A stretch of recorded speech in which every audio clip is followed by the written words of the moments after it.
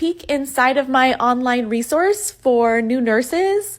I love training new nurses, and I think a lot of you aren't getting as much training as you need, so that's why I created this. So this is the online platform.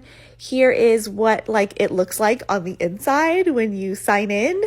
And in the printables to take to work, let me show you what I've got here. I have IV push meds, medical terminology suffixes, how to organize your shift, and then report sheets for nearly every department. Now, this is the ins and outs of being a floor nurse. I have a downloadable ebook version of this, but I've got running a code, head to toe assessment, EKGs made simple, common labs and tests explained, how to master an IV, and how to manage your shifts so you never fall behind. Now, this is the non-patient-y sides, how to manage your stress, perfecting your skills, how to handle gross stuff, difficult coworkers, medical errors, incident reports, stuff like that. And I have a whole section on ICU that's going to be super helpful if you go into ICU, neuro or cardio, any version.